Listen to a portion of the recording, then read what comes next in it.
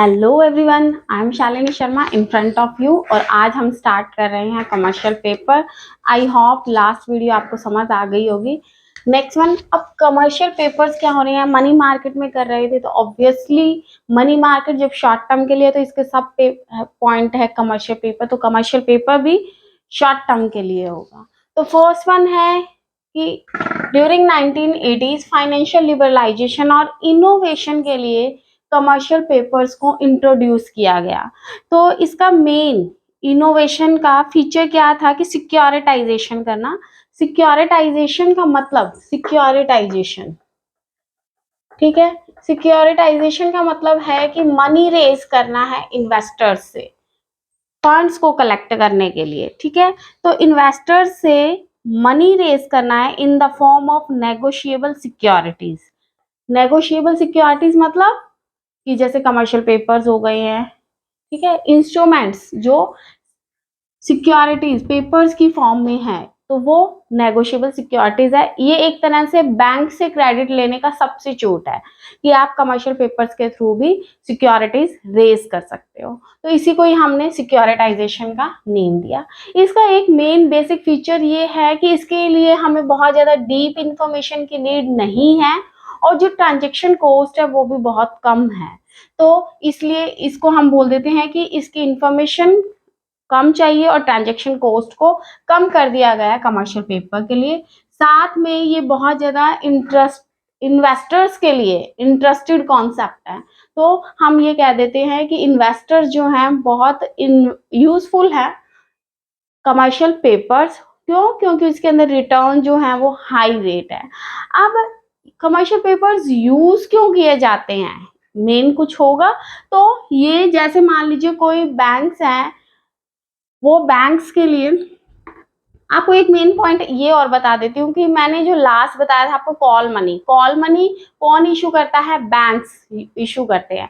जबकि commercial paper जो हैं वो नेम से ही पता चल रहा है by companies, by companies issue करती है। इट मे बी पब्लिक और मे बी प्राइवेट, कुछ भी हो सकती है, ठीक है, कि पब्लिक कंपनी भी इशू कर सकती है और प्राइवेट कंपनी भी इशू कर सकती है। कई बार क्या होता है कि कोई कंपनी है उसको शॉर्ट टर्म के लिए कोई रिक्वायरमेंट पड़ गई है, कोई वर्किंग कैपिटल उसकी शॉर्टेज है, तो उस वर्किंग कैपिटल की शॉर्टेज को फुलफिल करने के लिए वो कंपनी कमर्शियल पेपर्स को इशू कर देती है। तो आ गई बात समझ कि मैं ये यहाँ पे बोल रही हूँ useful for working capital requirement. तो इसका मतलब यही हुआ है कि कोई कंपनी को वर्किंग कैपिटल क्या होती है जो लेस देन 1 ईयर के लिए है, शॉर्ट टर्म के लिए है। तो शॉर्ट टर्म के लिए कभी भी किसी कंपनी को कैपिटल की नीड पड़ गई है तो वो कमर्शियल पेपर्स का इशू कर सकती है। ओके, इसका एक प्लस पॉइंट ये है कि ये अनसिक्योर्ड इंस्ट्रूमेंट्स है। पॉजिटिव भी बोल सकते हो, नेगेटिव भी बोल सकते हो, किस व्यू से देख रहे हो वो चीज देखनी है। कंपनीज जो है इसके अंदर कोई भी आपको कोलैटरल सिक्योरिटीज नहीं देगी इन्वेस्टर्स को कि ये सिक्योर्ड फॉर्म के अंदर है। समझ आ गया? तो जो इन्वेस्टर्स हैं वो इन्वेस्ट करते हैं कंपनी की क्रेडिट वर्दीनेस पे, कि कंपनी कैसी है उसके बेस पे ही इन्वेस्टर्स जो हैं वो इन्वेस्ट करते हैं किसी भी कंपनी में। मैं एक एग्जांपल दे देती हूँ, जैसे कि आपको रिलायंस है और किंगफिशर कंपनी है, ठीक है। तो अगर मैं हूं तो मैं कमर्शियल पेपर्स में इन्वेस्ट करना चाहती हूँ तो मैं रिलायंस में इन्वेस्ट करूंगी, बिकॉज हो सकता है किंगफिशर कंपनी तो क्या है हमारा पैसा लेके भाग जाए, ठीक है। तो इसलिए किंगफिशर कंपनी की जो गुडविल है, मार्केट वैल्यू है, वो बहुत ज्यादा डाउन है, और जबकि रिलायंस की जो है वो मार्केट वैल्यू हाई है, क्रेडिट वर्दीनेस हाई है। तो ये जस्ट एन एग्जांपल था कि मैं रिलायंस कंपनी के अंदर ही कमर्शियल पेपर्स, अगर रिलायंस इशू करती है तो मैं रिलायंस के कमर्शियल पेपर्स में ही इन्वेस्ट करूंगी। आ गई बात समझ? तो इस तरह से, और कौन सी कंपनी कमर्शियल पेपर्स को इशू कर सकती है, तो उसके लिए ऐसी कंपनी जिसकी मिनिमम नेटवर्थ 4 करोड़ है, 4 करोड़ की मिनिमम नेटवर्थ होगी तब ही वो कंपनी क्रेडिट पेपर्स को, सॉरी, कमर्शियल पेपर्स को इशू कर सकती है। और साथ ही साथ मिनिमम AA रेटिंग भी होनी चाहिए उस कंपनी की from the credit rating agency, जो कि कौन इशू करता है, आरबीआई करती है। उस क्रेडिट रेटिंग एजेंसी से कमर्शियल पेपर जो कंपनी इशू करना चाहते हैं उनको AA रेटिंग मिली हुई होनी चाहिए, तभी वो कमर्शियल पेपर्स को इशू कर सकते हैं। और इसका मैच्योरिटी पीरियड 15 डेज से, मैच्योरिटी पीरियड जो है ऑब्वियसली शॉर्ट टर्म के लिए, तो ये बात तो आप ध्यान ही रख सकते हो कि शॉर्ट लेस देन 1 ईयर होगा तो 15 डेज से 1 ईयर तक हो सकता है। आ गई बात समझ। और साथ ही साथ मिनिमम, जब वन टाइम आप कमर्शियल पेपर्स को इशू कर रहे हो तो आपकी मिनिमम जो इन्वेस्टमेंट अमाउंट है उस कंपनी की उन कमर्शियल पेपर्स में वो 25 लाख होनी चाहिए।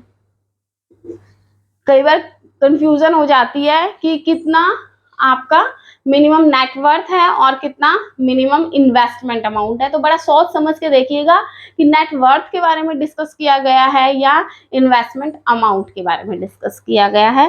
तो ये था हमारा कमर्शियल पेपर्स का कुछ लिमिटेड सा पॉइंट। समझ आ गया आपको। आगे है कि अब कंपनी इसको इशू कैसे करती है, क्योंकि इसके अंदर हमें कोई भी इंटरेस्ट रेट रिसीव नहीं होता है। ये बात ध्यान दीजिएगा, इंटरेस्ट रेट रिसीव नहीं होगा। तो कंपनीज क्या करती हैं, अपने कमर्शियल पेपर्स को डिस्काउंटेड रेट पर इशू कर देती है। अब आप मुझसे पूछोगे कि मैम डिस्काउंटेड रेट क्या होता है, ठीक है। तो डिस्काउंटेड रेट को समझने के लिए मैं एक एग्जांपल दे देती हूँ आपको यहाँ पे कि डिस्काउंटेड रेट, मान लीजिए ये आपका एक कमर्शियल पेपर है, ठीक है। ये कमर्शियल पेपर कितने का है, 1 लाख रुपीस का है। ओके, ये मैंने मान लीजिए कितने डेज के लिए किया, ये 364 डेज के लिए किया, 364 डेज के लिए किया, 1 लाख रुपीस का किया। तो ये जब इशू किया जाएगा तो इसको मैं 95,000 रुपीज के अंदर इशू कर दूंगी, ठीक है। 95,000 रुपीज में इशू करूंगी और आफ्टर 364 डेज मैं कोई भी जो कंपनी है वो कंपनी इसको फेस वैल्यू इसकी कितनी है, 1 लाख रुपीज, आपको 1 लाख रुपीज में पे कर देगी। मान लीजिए आप इधर एग्जांपल ले लीजिए, इधर ए कंपनी है, इधर बी कंपनी है। मान लीजिए बी जो कंपनी है उसको पैसे की नीड हो गई है, मिनिमम 15 डेज के लिए उसको नीड है, और ए कंपनी के पास सरप्लस फंड्स पड़े हैं, ठीक है। तो बी ने ए से कमर्शियल पेपर्स इशू कर दिए, तो बी जो है वो 1 लाख रुपीज के करें, यहां लिख लीजिए 10 लाख रुपीज लिख लीजिए, 10 लाख रुपीज के इशू कर रहा है। तो बी जो ए जो है, बी ए को अपने कमर्शियल पेपर्स इशू कर देगा और उनसे कितने रुपीज ले लेगा, 9,50,000, मान लीजिए 9,50,000 रुपीज उसको दे देगा। लेकिन जब 15 डेज मैच्योर हो जाएंगे तब जो बी है वो उसको पूरा 10 लाख रुपीज दे देगा। इट मीन्स 15 डेज के अंदर हमारा 50,000 रुपीज का फायदा हो गया। तो ये होता है डिस्काउंटेड रेट, कि मैंने 9.5 लाख रुपए दिए और उसके बेस पे मेरे को मिल कितने गए, 10 लाख मिल गए हैं, तो इसको बोल देते हैं डिस्काउंटेड प्राइस पे। तो आई बात समझ कि इसके अंदर कोई भी इंटरेस्ट रेट नहीं होगा कि 10% इंटरेस्ट रेट हो गया या 20% इंटरेस्ट रेट हो गया है, इसको हम सिर्फ और सिर्फ डिस्काउंटेड रेट्स पर ही इश्यू करते हैं। ओके, और जो मेन है वो हम इंडिविजुअल्स ज्यादा नहीं होते हैं, मेन जो इन्वेस्टर्स हैं वो इसके बैंक्स और म्यूचुअल फंड जो हैं वो मेन इन्वेस्टर्स होते हैं कमर्शियल पेपर्स के, कोई भी कंपनीज, क्योंकि कंपनीज इशू करती है तो जो कंपनीज इशू करती है तो उनके मेन इन्वेस्टर बैंक्स और म्यूचुअल फंड्स होते हैं, वही इनके कमर्शियल पेपर्स को ज्यादा खरीदते हैं। तो आई होप आपको ये बिल्कुल इजी से कमर्शियल पेपर्स के बेसिक पॉइंट्स थे वो आपको समझ आ गए होंगे। तो ये था हमारा कमर्शियल पेपर्स का फुल फ्लैश पूरी इंफॉर्मेशन थी। आई होप आपको जो भी क्वेश्चंस आएंगे वो इन्हीं पॉइंट्स में से आ जाएंगे। तो मिलती हूँ नेक्स्ट क्लास के अंदर। आई होप आपको समझ आ गया होगा।